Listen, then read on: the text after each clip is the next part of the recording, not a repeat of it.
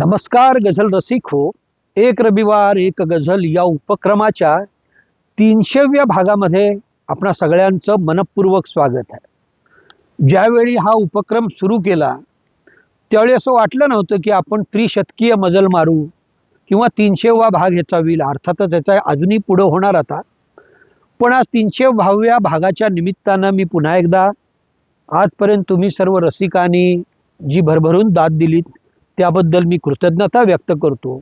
आणि दुसरी महत्त्वाची गोष्ट म्हणजे गेल्या 300 भागामध्ये अतिशय न कंटाळता अतिशय उत्तमपणानं माझा मुलगा चिरंजीव प्रत्युष हा या गझलांचं शूटिंग करतो, एडिटिंग करतो, परत त्याचं प्रसारणही करतो. 300 भाग सलग करणं ही तशी अवघड गोष्ट आहे, पण तरीसुद्धा प्रत्युषनं वेळात वेळ काढून त्याच्या नोकरी सांभाळून हे केलेलं आहे. याबद्दल मी या 300व्या भागाच्या निमित्तानं त्याला मनापासून धन्यवाद देतो. त्याचबरोबर या गझलेचं आणखी एक वैशिष्ट्य आहे की ही गझल माझी बहीण शुभदा उर्फ वृषाली कुलकर्णी हिनं स्वतः चाल बांधून ती कार्यक्रमात गात असते. अर्थात आपणा सगळ्यांना कल्पना आहे की तिनं माझ्या गझलांचा एक कार्यक्रम, स्वतंत्र गझलांचा एक कार्यक्रम ती सादर करत असते. मी निवेदन करत असतो आणि ती चाली लावून माझ्या गझलांना गायन करत असते. तर त्या कार्यक्रमामध्ये ही गझल ती सातत्यानं म्हणत आलेली आहे. ती गझल त्याबद्दल मी शुभाचेही मनापासून आभार मानतो, तिलाही धन्यवाद देतो. आणि त्याचबरोबर ही गझल आज या ठिकाणी मी सादर करतोय. अर्थात मी चाली सादर करणार नाही. ही गझल माझ्या गझल साद या संग्रहामध्ये समाविष्ट आहे. त्याचबरोबर जवळजवळ 20 वर्षापूर्वी लोकमतच्या रविवारच्या पुरवणीमध्ये 10 डिसेंबर 2006 या दिवशी ती प्रकाशित झालेली आहे. गझलेचं शीर्षक आहे सोबत. रे उरलेल्या आयुष्या हे माझे ऐकावे तू. रे उरलेल्या आयुष्या हे माझे ऐकावे तू. घाईतच सरले जगणे घाईत मला न्यावे तू. रे उरलेल्या आयुष्या हे माझे ऐकावे तू. घाईतच सरले जगणे घाईत मला न्यावे तू. मी भूतकाळचे ओझे पाठीवर पेलता आलो.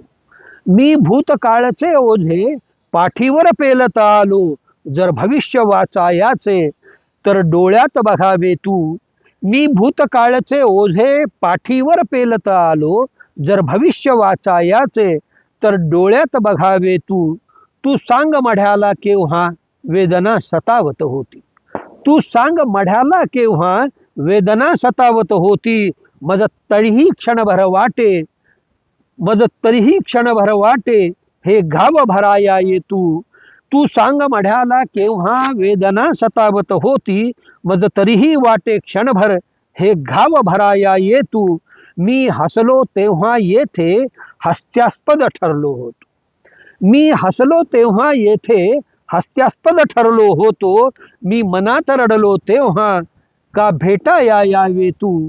मी हसलो तेव्हा येथे हास्यास्पद ठरलो होतो.